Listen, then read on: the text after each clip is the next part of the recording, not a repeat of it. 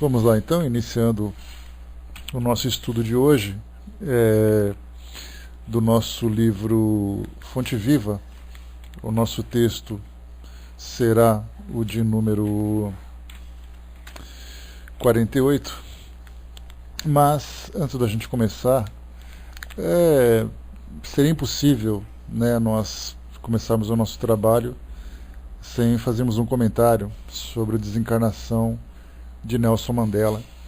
Porque, a princípio, quando nós fazemos uma análise histórica da participação dele, na construção de alguns fatos que ocorreram na nossa trajetória, nós vamos falar um pouquinho sobre livros de história, sobre datas, sobre eventos. Até me recordo que quando foi em 1983, eu tinha ali 14 anos, estava no ensino médio ainda, no antigo colegial, e nós tivemos uma palestra na escola sobre o Apartheid. Lembro até de ter comprado um livrinho que falava sobre isso, mas para mim era um tema que naquela época, 14 anos de idade na adolescência, eu não entendia muito daquilo, não significava muita coisa. Aí o tempo vai passando, a gente vai amadurecendo, adquirindo um pouco mais de conhecimento e os fatos começam a ficar um pouco mais claros.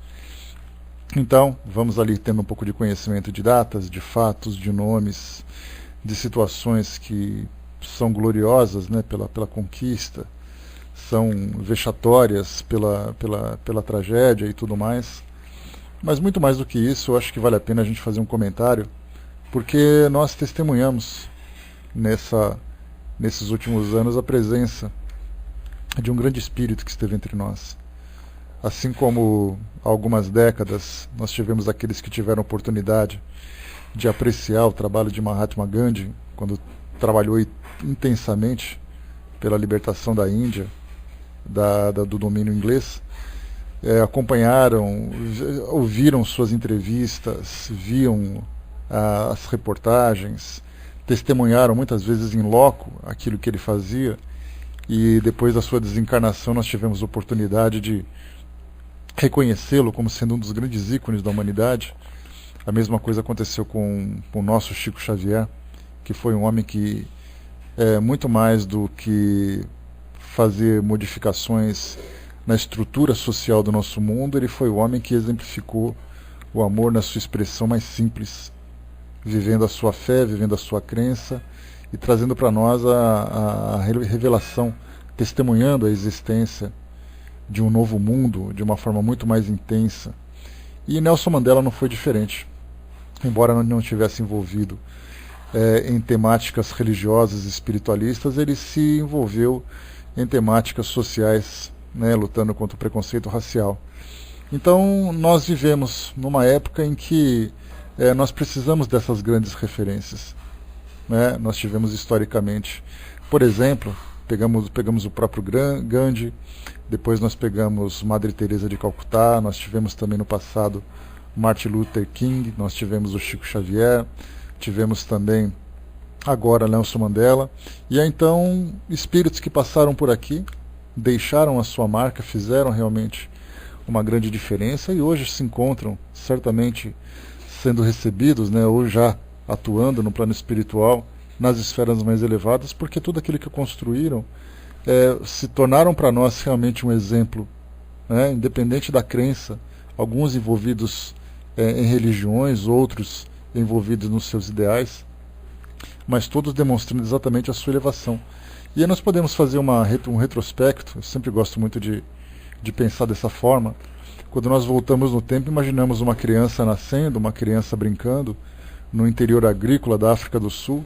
De repente essa criança começa então a ir para a escola, começa a observar aquilo que a incomoda, e aí começa então a manifestar as suas tendências contra aquele tipo de opressão que o seu povo sofria, e aí então ele começou a se envolver com questões sociais, questões políticas, começou a se tornar representante daquela sociedade, foi preso durante muito tempo, ficou 27 anos encarcerado, depois então ele foi liberto por pressões da sociedade internacional, da comunidade internacional, depois assumiu a presidência de um país e trouxe para nós uma grande reformulação na visão dessas questões raciais em todas as partes do mundo.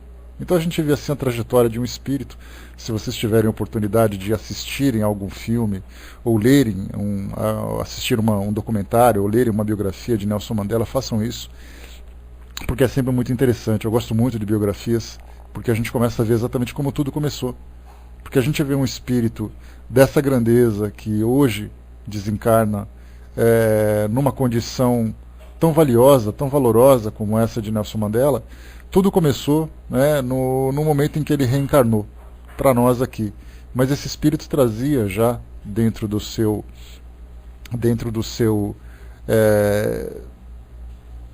coração, dentro da sua mente, um conhecimento, um ideal, um potencial de transformar realmente alguma coisa aqui no nosso mundo. E assim como Nelson Mandela, né, esse que é o mais importante, nós temos tantos outros espíritos reencarnando agora, que nós vemos crianças, né, brincando nas ruas, crianças brincando em seus condomínios, crianças brigando para poder fazer suas tarefas na escola, né, as lições de casa, os trabalhos, passando de ano e tudo mais. E daqui a alguns anos essas crianças, esses espíritos começarão então a aflorar. E exatamente esses espíritos que vieram ao nosso mundo, e também que estão chegando em nosso mundo para fazerem a diferença, esses espíritos então desabrocharão e começarão a demonstrar realmente o que vieram fazer. Então nós testemunhamos a trajetória, pelo menos uma parte, né, da trajetória desse espírito que nos seus 95 anos de idade conseguiu deixar a sua marca, como foi colocado pelo próprio presidente da África do Sul hoje pela manhã, que apareceu nos telejornais, que ele foi alguém que realmente se tornou uma referência não apenas para a África do Sul, mas se tornou uma referência para o mundo todo. E ele não ficou marcado apenas na nossa história, ele ficou marcado pela eternidade, assim como tantos outros ficaram também. Então que certamente esse espírito hoje, sendo recebido com muita festa no plano espiritual, por tudo aquilo que ele fez, por toda a luta, por toda a coragem que ele demonstrou, né, esperando que mais uma vez nós utilizemos essa referência como daqueles tantos ícones que a gente sempre comenta. Normalmente os ícones infelizmente, são aqueles que já desencarnaram. A gente sempre lembra da memória desses espíritos, nunca lembra quando eles estão atuando.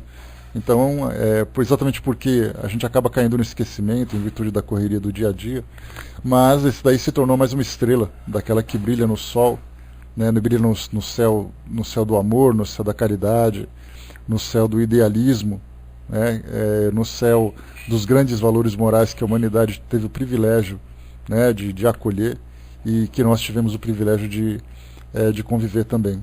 No futuro nós teremos algumas crianças que se perguntarão quem foi Nelson Mandela, assim como hoje nós perguntamos quem realmente foi Mahatma Gandhi, já que muitos de nós não tivemos a oportunidade de conviver com ele diretamente, assim como também com a própria Madre Teresa de Calcutá, que ficamos sabendo que ela desencarnou, mas muito poucos tinham conhecimento sobre o seu trabalho.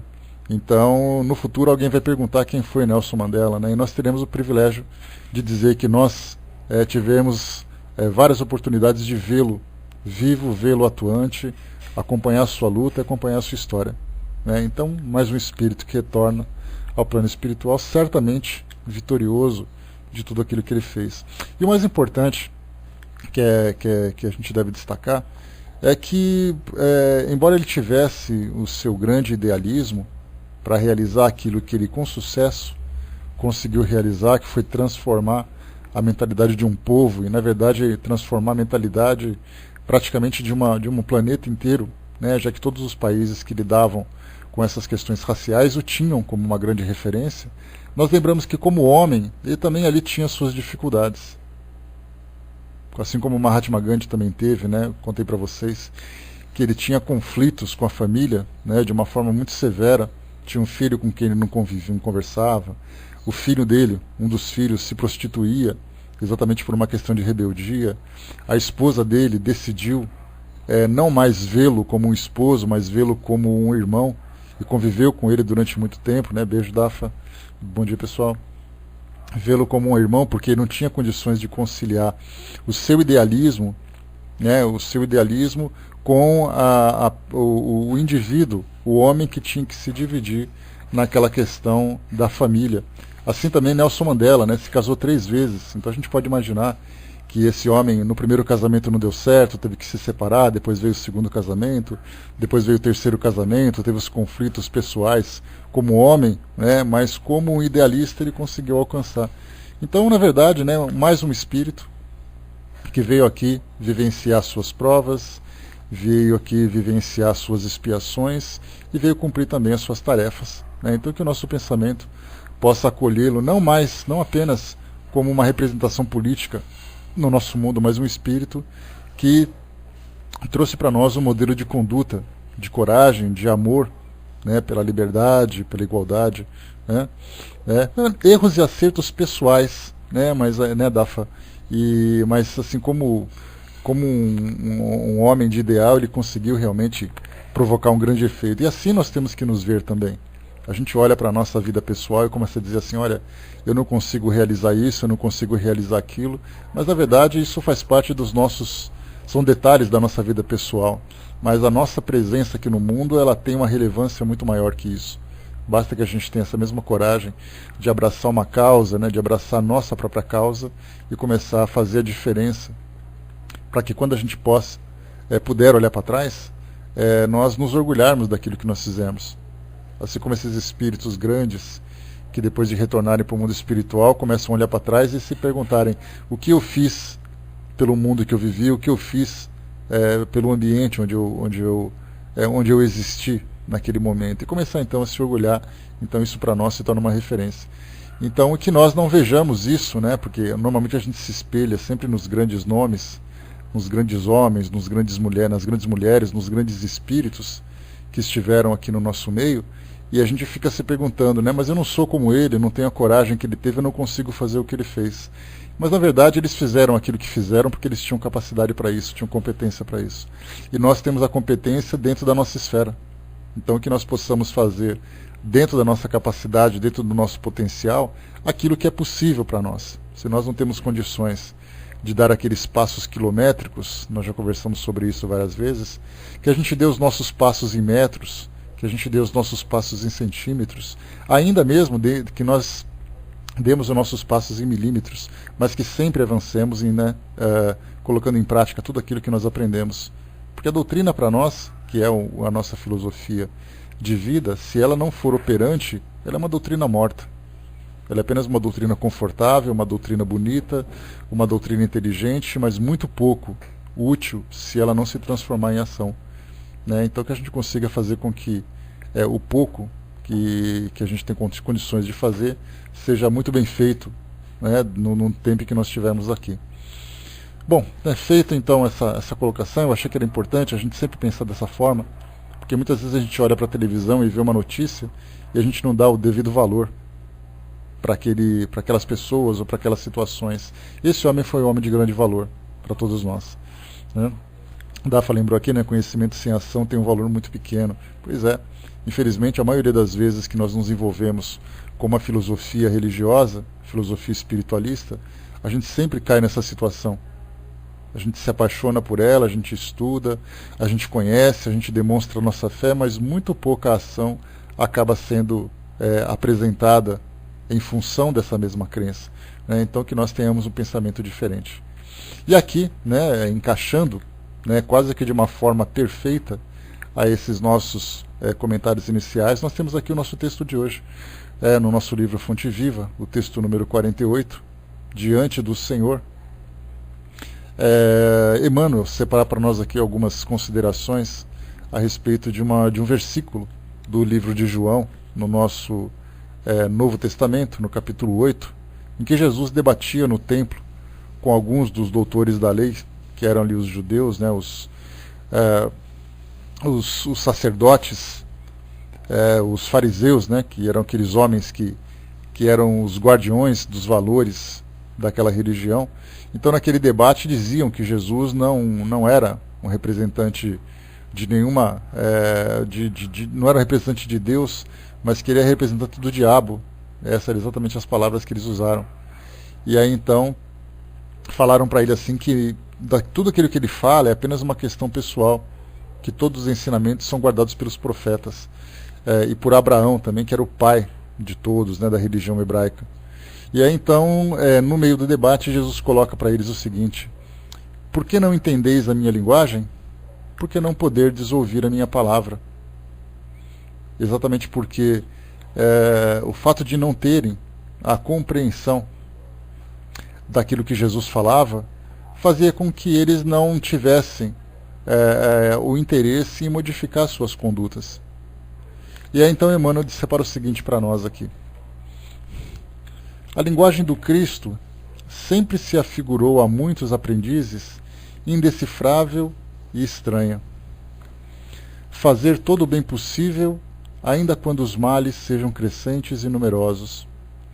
Emprestar sem exigir retribuição, desculpar incessantemente, amar os próprios adversários, ajudar os caluniadores e os maus. Muita gente escuta a boa nova, mas não lhe penetra os ensinamentos. E isso ocorre a muitos seguidores do Evangelho, porque se utilizam da força mental em outros setores. Creem vagamente no socorro celeste, nas horas de amargura, mostrando, porém, absoluto desinteresse ante o estudo e ante a aplicação das leis divinas. A preocupação da posse lhes absorve a existência. Reclamam o ouro do solo, o pão do celeiro, o linho usável, o equilíbrio da carne, o prazer dos sentidos e a consideração social, com tamanha volúpia que não se recordam da posição de simples usufrutuários do mundo em que se encontram e nunca refletem na transitoriedade de todos os patrimônios materiais, cuja única função é a de lhes proporcionar adequado clima ao trabalho na caridade e na luz, para engrandecimento do Espírito Eterno. Registram os chamamentos do Cristo, todavia algemam furiosamente a atenção aos apelos da vida primária. Percebem, mas não ouvem. Informam-se, mas não entendem. Nesse campo de contradições, temos sempre respeitáveis personalidades humanas e, por vezes, admiráveis amigos. Conservam no coração enormes potenciais de bondade, contudo a mente deles vive empenhada no jogo das formas perecíveis. São preciosas estações de serviço aproveitável, com o equipamento, porém, ocupado em atividades mais ou menos inúteis. Não nos esqueçamos, pois, de que é sempre fácil assinalar a linguagem do Senhor, mas é preciso apresentar-lhe o coração vazio de resíduos da terra, para receber-lhe em espírito e verdade a palavra divina. Então o que a gente viu aqui nesse texto é quase aquilo que nós falamos no início, né? que a nossa presença aqui no mundo ela vem muito mais do que o simples desfruto daquilo que nós temos à nossa disposição, temos à nossa volta, aquilo que acaba incitando a nossa ganância, incitando os nossos caprichos. Porque antes de pensarmos na nossa presença aqui no mundo, e normalmente isso é que acontece com a esmagadora maioria da população do nosso mundo, das pessoas do nosso mundo, porque observam exatamente o momento que estão vivendo. Analisam cada momento como sendo o momento mais importante de suas vidas. Quando nós éramos adolescentes, nós tínhamos ali, eu falo adolescência porque nós começamos a tomar consciência de nós mesmos a partir dessa idade, né? A partir dos nossos 13, 14, 15 anos de idade. E aí então nós começamos a valorizar cada momento da nossa vida, cada momento da nossa existência, cada experiência que nós vivemos, como sendo ali aquela que é a mais importante da nossa vida. E aí então nós vamos amadurecendo, novas experiências vão chegando, algumas mais intensas, algumas mais complexas. E aí então nós vamos depois fazendo uma somatória de experiências. E a nossa vida se resume nisso, nesse grande pacote de experiências, em que nós tentamos aproveitar o máximo daquilo que a vida vai nos oferecendo. A doutrina espírita ela é para nós um divisor de águas, né? Porque nós não apenas observamos o momento em que nós estamos aqui presentes, nós somos capazes de observar tudo aquilo que antecedeu a nossa presença aqui no mundo, né? Não temos clareza daquilo que aconteceu, mas nós podemos, de alguma forma, fazer ali algumas especulações, nos vermos como espíritos tomados por débitos, né, que foram assumidos no passado. E aí então fizemos um planejamento reencarnatório para que a gente pudesse se redimir diante das leis divinas, dissipar todas as manchas, todas as máculas, né, da nossa consciência, do nosso coração, através de uma nova oportunidade reencarnatória. Então, antes de nós nos vermos aqui, de nós pararmos, nos olharmos diante do espelho, nós temos que pensar que antes de nós chegarmos aqui, nós já éramos. Já éramos indivíduos que tinham ali uma trajetória, que tinha capacidade, que tinha potencial, que tinha conteúdo. E aí então nós fizemos um planejamento para estarmos aqui de novo, para cumprir metas. Mais importante de tudo, nós estamos aqui para cumprir objetivos. Então, nós chegamos aqui, quando nós começamos agora a ter essa visão, a gente tem que pensar sempre naquilo que nós podemos fazer para aproveitar da melhor forma possível a oportunidade de estarmos aqui, porque a qualquer momento, que pode ser agora, a curto prazo, a médio prazo ou a longo prazo, né, eu espero que seja a longo prazo para todos nós, para que a gente possa aproveitar cada vez mais a oportunidade de estarmos aqui, nós vamos então construindo, né, ou aprendendo, a gente vai experimentando, a gente vai pondo em prática e construindo realmente uma trajetória produtiva, valiosa, baseado naquele planejamento inicial. Para depois chegarmos no plano espiritual e fazermos um balanço daquilo que nós tínhamos antes da nossa encarnação e daquilo que nós temos depois da nossa encarnação. E aí sim saber se valeu a pena a nossa presença aqui no mundo. Como a maioria das pessoas não tem esse conhecimento, infelizmente nós também estamos incluídos nisso, porque conhecimento teórico é uma coisa, a vivência, a prática já é outra. Então conhecimento teórico nós temos. Então nós temos hoje a condição de observar o nosso mundo e saber e perceber que, ou fazer com que valha a pena a nossa presença aqui no mundo através do nosso trabalho. Emmanuel chama atenção aqui para várias situações em que nós nos entregamos para tudo aquilo que o mundo nos oferece. Ele nos oferece, nós aceitamos, nós recusamos, nós desfrutamos e tudo mais, sendo que na verdade tudo aquilo que o mundo oferece para nós, como foi colocado nesse trecho, deixa eu pegar aqui para nós, ó, exatamente nesse trechinho que fala dos, como Emmanuel chama com muita propriedade, né, os seguidores do Evangelho, os aprendizes do Evangelho, como somos todos nós. Então ele coloca para nós assim, né, que isso ocorre a muitos seguidores do Evangelho, porque se utilizam da força mental em outros setores. E nós somos assim, né, exatamente esses seguidores do Evangelho, que utilizamos toda a nossa inteligência, todas as nossas emoções, toda a nossa força, toda a nossa capacidade em outros setores que não são aqueles que vão proporcionar a elevação do espírito. Nós nos preocupamos em ter alguma coisa, em conquistar algum espaço e alcançar alguma condição sem nos preocuparmos com a nossa transformação interior. E essa transformação não se dá apenas pela vontade, ela se dá pela ação. Daí então a nossa concentração deve estar focada principalmente naquilo, em todos os trabalhos voltados para essas conquistas morais e que deve concentrar todos os nossos esforços. Ele coloca para nós como exemplo: creem vagamente no socorro celeste. Ele coloca vagamente, que é exatamente uma situação interessante.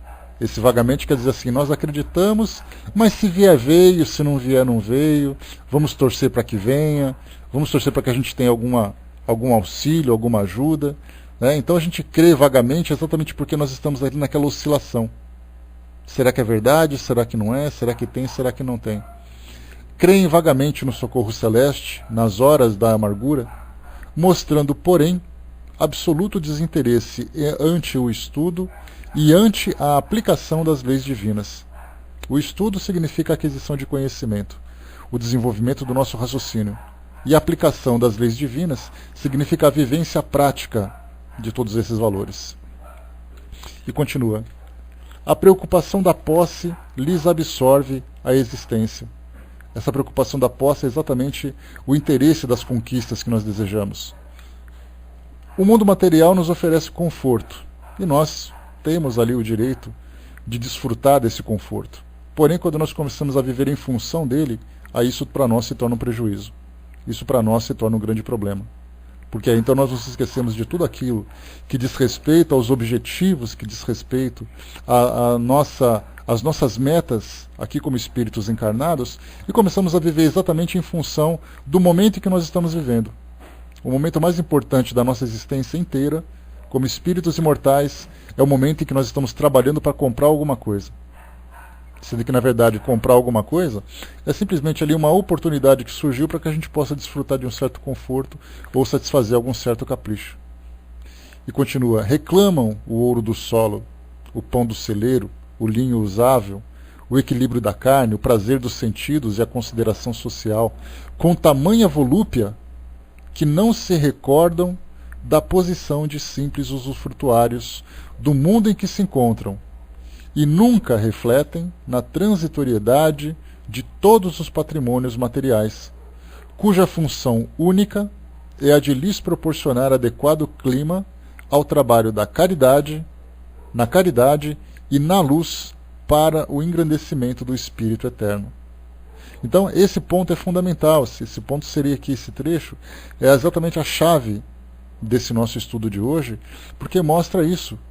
Nós, às vezes, nos entregamos tanto aos nossos sonhos, aos nossos projetos, só que os nossos sonhos e nossos projetos eles ficam reduzidos ao nosso mundo material. Mas, na verdade, os nossos sonhos, os nossos projetos têm que subir numa esfera mais alta para alcançar exatamente os sonhos e projetos do espírito imortal. O sonho de se tornar um espírito que faça a diferença no seu mundo, um espírito que se torne realmente um exemplo, uma referência do Evangelho que abraça, um espírito que conquista a felicidade verdadeira. E não simplesmente reduzirmos os nossos sonhos e projetos para momentos da nossa vida. É natural que todos nós vivamos assim, porque durante muito tempo nós aprendemos que essa é uma realidade, que a nossa vida se inicia no momento em que a gente nasce, ela termina no momento em que a gente falece, em que o nosso corpo falece, e nós temos que viver essa única oportunidade para alcançarmos a felicidade ou a infelicidade. E isso basta para muitos quando pensa assim: eu conquistei tudo isso na minha vida com honestidade, e todo esse meu patrimônio é o resultado do meu trabalho. Sendo que, quando nós pensamos na nossa existência, de um modo geral, a nossa existência, desde o início que a gente possa imaginar até o destino que a gente possa imaginar também, a gente começa a perceber que os nossos sonhos são muito diferentes. Os nossos valores são diferentes. A Fraterna colocou, na minha visão, o homem mudou alguma coisa dentro desse texto. Me explica de novo, Fraterna, que como você colocou um pouquinho, eu acabei passando desse ponto e não consegui bem pegar aquilo que você colocou agora. Repassa para mim, por gentileza. Então, o que a gente observa é que, quando nós olhamos no nosso mundo hoje e vemos aquelas pessoas que vivem em função dos seus valores, em função das suas crenças, em função dos seus ideais, lembra que isso vai muito além simplesmente dos interesses relacionados com o mundo. Nós percebemos que esses espíritos vivem no mundo, mas não fazem parte do mundo. Lutam por valores que estão muito acima daquilo que diz respeito aos objetos, às posições. Não alimentam mais a ganância, não alimentam mais os caprichos, não alimentam mais o egoísmo, mas alimentam exatamente sonhos e ideais. Então nós temos que começar a pensar assim, fazer uma reavaliação daquilo que nós temos à nossa disposição e fazer uma avaliação daquilo que nós temos como princípio existencial. Aquilo que nós temos como princípio existencial aqui nesse nosso mundo. Exatamente perguntando o que nós viemos fazer aqui. Quando nós começarmos a fazer essa pergunta e promover uma reflexão profunda, a gente vai ver as coisas de modo diferente. A gente vai começar a observar que muitos dos caminhos que nós escolhemos são caminhos equivocados. Que nós nos embrenhamos numa mata muito fechada, cheia de enroscos, por vontade própria. Porque nós decidimos que aquele seria o caminho. Eu quero ir para aquele lugar, mas eu não preciso ir para ele, mas eu quero porque eu quero, é um capricho meu. A Fernanda colocou então: acho que ainda não mudamos o nosso modo de ser, a ver a vida, conforme escrito no texto que deveríamos ser. É o que a gente observa, Fraterna, como eu coloquei há pouco, é que nós aprendemos durante muito tempo. Esse ensinamento não veio para nós agora, nessa única encarnação. Nós sabemos que durante várias encarnações, nós aprendemos sempre que o sucesso material aqui no mundo e o poder que você consegue alcançar é o suficiente para fazer valer a pena a sua existência. E isso ficou impregnado no nosso subconsciente, então nós estamos vivendo de acordo com aquilo que nós aprendemos. E isso não é necessariamente ruim, se pensarmos que nós agimos dessa forma, porque nós agimos em função daquilo que nós aprendemos a fazer. Mas há a necessidade de, gradativamente, a gente começar a mudar esse nosso modo de ver. E hoje nós temos a oportunidade de fazer isso fazendo parte de uma filosofia, ou vivendo uma filosofia, que mostra de uma forma muito clara qual é a regra, né, do jogo, qual é a regra que nós devemos seguir. Agora, certamente nós enfrentaremos muitas resistências íntimas para poder sair de uma condição em que nós nos habituamos, nós cristalizamos esse modo de viver durante tanto tempo, para chegarmos numa condição diferente. Então, mas o fato de nós termos já um objetivo diferente, nós já conseguimos ver o mundo de um modo diferente, e nós começamos então a esboçar uma vontade de viver essa transformação, isso já é um passo significativo. Porque durante muito tempo, e quando eu falo durante muito tempo, nós podemos colocar aí séculos de existência, nós vivemos como se fôssemos zumbis, vivendo de um modo automático aquilo que simplesmente a vida ia oferecendo. Você tem que nascer, crescer, você tem que comprar, você tem que conquistar, você tem que brigar. Algumas vezes você precisa destruir e matar para poder alcançar aquilo que você quer, para depois você voltar para o seu mundo. Nós aprendemos assim, então esse automatismo nos acompanhou durante muito tempo. Hoje a gente começa a viver aquele automatismo, que é muito natural, de repente a gente dá aquela freada. E a gente se pergunta assim, mas o que eu estou fazendo? Por que eu estou agindo dessa forma? Esse questionamento, essa brecada, muitos de nós começam a dar agora. Então a gente ainda vai durante algum tempo, né, caminhar ainda em função desses impulsos, caminhar em função dessas tendências. A gente vai ainda escolher caminhos que vai ser para nós alguns becos sem saídas, alguns abismos que a gente vai tropeçar e cair, mas certamente a gente já começa a andar com mais cuidado. Então, com o passar do tempo, a gente vai amadurecendo essa ideia, vai amadurecendo essa filosofia para que ela se torne realmente para nós algo valioso, algo valoroso. A Miriam colocou, né, eu sempre imagino que mesmo o homem sabendo já que na Terra não é mais o centro do universo, ainda pensamos como se fosse, e isso se reflete na nossa vida, né? E o detalhe também interessante, Miriam, é que não basta apenas ele ver como centro do universo, ele se vê como centro do universo. E como a gente sempre diz daquele modo prático, né? A gente sempre acha que o mundo gira em torno do nosso umbigo, né? Quer dizer, eu sou mais importante, os meus sonhos são mais importantes do que o de vocês, o que eu quero é muito mais interessante do que aquilo que você quer, e assim a gente começa a demonstrar, degladiando-nos uns com os outros, né, nesse processo de quem pode mais, quem é mais forte, tudo. Então a gente aprendeu que a lei da sobrevivência, ela favorece aqueles que são os mais fortes. Só que na verdade a gente começa a entender, né, que os mais fortes, na verdade, são aqueles que são os mais humildes, aqueles que são os mais simples, aqueles que têm capacidade de demonstrar o amor de uma forma mais plena. É aí que a gente começa então a entender uma nova forma de demonstrar essa força.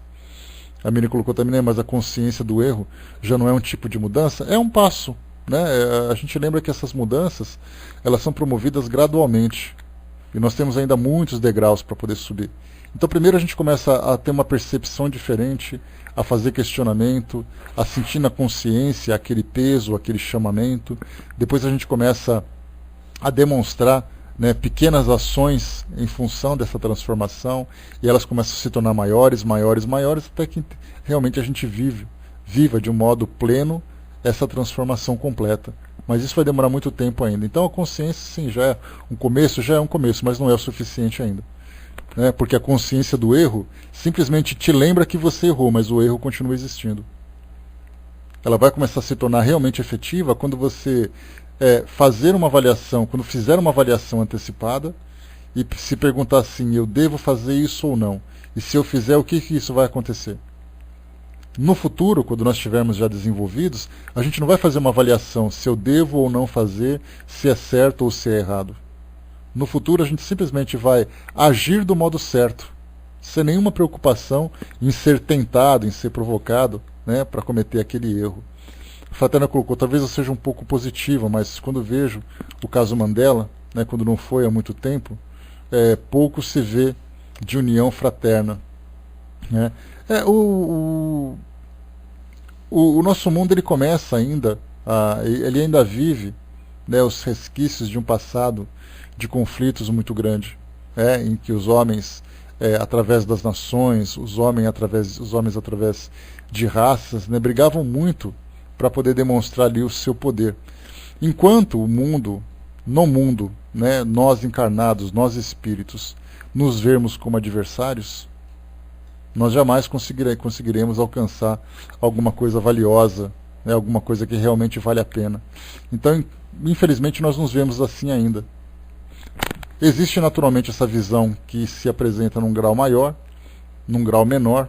Alguns se odeiam mais, outros se odeiam menos, outros se amam mais, outros se amam menos. Então, e nós temos ali toda essa variedade de sentimentos e de modos de pensar. Mas quando nós começarmos a buscar realmente a referência maior e todos vivermos em função dela, aí sim nós conquistaremos de fato essa união fraterna. Então muito pouco se tem ainda, né? Porque essa luta, na verdade, de Mandela, que ele demonstrou e que nós comentamos no início do nosso estudo de hoje, ela simplesmente levantou uma questão grave, fortaleceu a união de uma raça que sempre foi oprimida e começou então a conquistar novos espaços. Mas ainda assim nós temos agora aquele conflito, a briga entre os brancos, a briga entre os negros. Nada mais foi do que uma briga agora entre grandes proporções. Então é preciso ainda muita coisa para se transformar, muita coisa para mudar na mentalidade de todos nós, desde aqueles que eram os opressores àqueles que eram os oprimidos, né? Joana de Ângeles fala sobre o automatismo biológico que se converte em impulsos dirigidos. Ainda estamos na fase de mais automatismo, né? E essa conversão é inevitável para todos, né? Exatamente. Dudu colocou, né? Estamos há 2013 anos tendo uma renovação fraterna e ainda caminhamos a passos curtos. E Mandela foi um avanço, né? A semente que precisa brotar naquele país e no mundo, né? Tudo vai com calma. Mas a gente não pode se sentir angustiado ou se sentir ansioso pelo fato de que o mundo se encontra nessa condição. A parte maior disso tudo é a nossa transformação pessoal. Porque nós estamos muito acostumados a criticar o mundo porque o mundo não presta e nós estamos incomodados com o mundo. E a gente nunca se perguntou se o mundo está incomodado com a gente. Se por acaso eu me tornei um entrave para o mundo, ou pelo menos para aquele pequeno mundo social onde eu vivo. Então a gente sempre aprendeu a olhar para fora para saber exatamente o que tem lá fora que me agrada ou o que tem lá fora que me incomoda. Mas eu nunca parei para olhar dentro de mim para saber exatamente quais são as virtudes que podem ser oferecidas para tornar aquele ambiente melhor, ou quais são as imperfeições que eu tenho que precisam ser combatidas, que incomodam as pessoas que fazem parte desse mundo que eu vivo. E quando eu falo assim, incomodam, não precisa ser necessariamente um incômodo ativo, de eu chegar e começar a interferir na vida das pessoas, provocar divergências, provocar atritos, trazer ali o pessimismo e tudo mais. Basta que eu fique inativo. Basta que eu não faça nada. A minha omissão, a minha inatividade também é uma forma de contribuir negativamente para a evolução daquela sociedade. E nós aprendemos, né, com a nossa doutrina, que nós temos que ser ativos constantemente. Sermos proativos, que significa nós estarmos ali atuando, sempre visando uma contribuição positiva. E isso é fundamental, fazemos isso dentro da nossa família, fazemos isso dentro do nosso ambiente de trabalho. Nós já sabemos que aqueles que reclamam demais, aqueles que criticam demais, aqueles que se tornam inativos demais, são sempre aqueles que incomodam o desenvolvimento de qualquer tipo de trabalho. E quando nós fizermos uma avaliação pessoal e nos encontrarmos nessa condição, e perceber assim, peraí, opa, eu estou sendo aquele prego solto, né, aquele parafuso solto no meio da engrenagem. E um parafuso solto sempre faz a máquina funcionar de um modo precário. Então eu tenho que ser aquele parafuso bem ajustado, aquela engrenagem bem lubrificada para fazer com que ela funcione, ainda que a máquina toda não tenha condições de trabalhar de um modo perfeito, mas a minha parte eu estou fazendo. Então é isso que nós temos que observar. Perceber que a nossa presença aqui no mundo ela pode ser diferente se nós agirmos de um modo diferente. Não tenhamos ambição de conquistar grandes espaços para ganhar prêmios, para sermos reconhecidos por aquilo que nós fazemos. Basta a gente trabalhar de um modo anônimo. Aquele que trabalha de modo silencioso, mas de um modo produtivo, naturalmente vai se destacar por aquilo que faz em virtude do resultado do seu trabalho. Agora, aquele que trabalha constantemente para buscar um destaque pessoal, sem fazer realmente aquele trabalho com amor, com dedicação, com a vontade realmente de fazer, ele vai fazer o caminho contrário.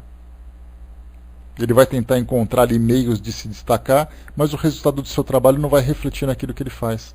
Ou seja, os alicerces onde ele se sustenta, esses alicerces nada mais são do que um piso de areia, porque não são alicerces sólidos. Então primeiro ele tem que construir de dentro para fora e não fazer uma construção de fora para dentro.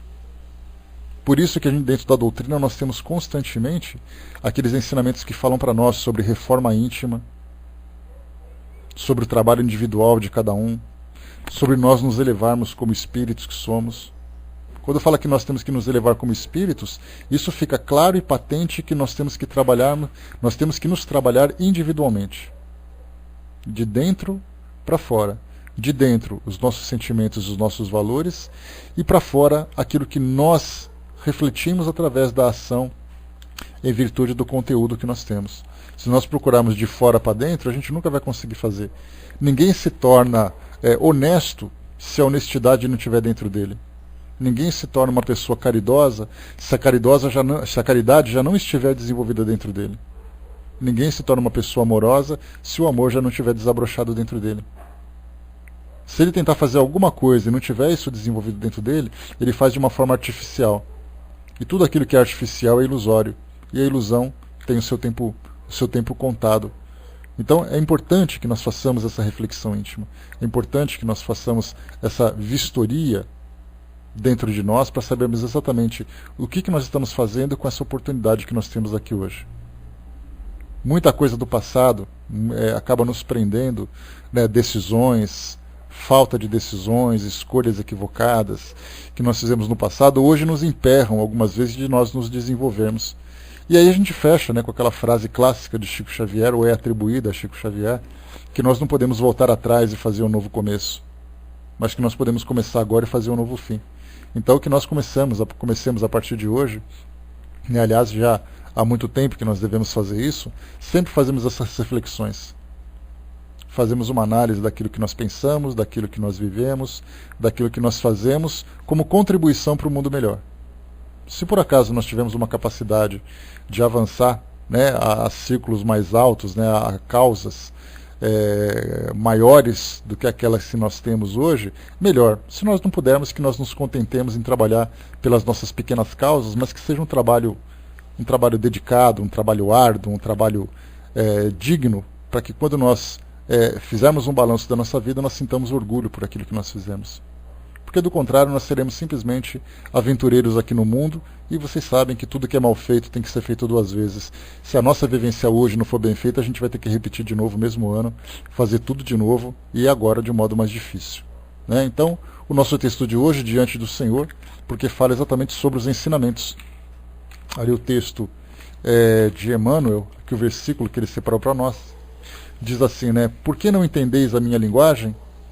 Por que não poderdes ouvir a minha palavra? Então essa palavra que nós ouvimos constantemente, que ela seja agora interpretada e seja agora vivenciada, né, de fato, na prática, e não apenas aceita de um modo apaixonado como todos nós somos. Meus amigos, fechando por aqui o nosso estudo de hoje ele é mais curto, né? Lembrando sempre que de sexta-feira a gente faz aqui o nosso estudo do Fonte Viva somente até as 10 horas. Então a gente fecha por aqui, deixando para vocês então o texto número 48, Diante do Senhor. Leiam depois de novo, façam uma reflexão, né? A lição de casa então vai ser importante fazer uma revista desse nosso trecho, desse nosso estudo. Lembrando sempre, né, que a gente pensa assim, olha, eu trabalho muito, infelizmente eu não tenho tempo para me dedicar aos estudos, né? Então trabalhe com dignidade, trabalhe com amor. Se você for frequentar um grupo de estudo, frequente o grupo de estudo com dedicação, pensando sempre na contribuição positiva que pode ser dada, né, no trabalho, na rua, onde quer que esteja, sempre seja aquela referência positiva para fazer valer a pena realmente as nossas ações, melhorando o ambiente onde nós nos encontramos. Bom, fechando por aqui, eu vou passar para a nossa amiga fraterna que vai fazer o encerramento para nós, e depois a gente volta Pois é sempre importante ler, viu, Nancy? É sempre importante a gente fazer uma releitura, uma reflexão no silêncio. Se for possível a gente fazer assim um debate sobre isso, como a gente tem feito, isso é muito valioso. Se não for possível, a gente para, faz uma leitura, começa a buscar no nosso dia a dia os exemplos daquilo que a gente vive, e aí então a gente vai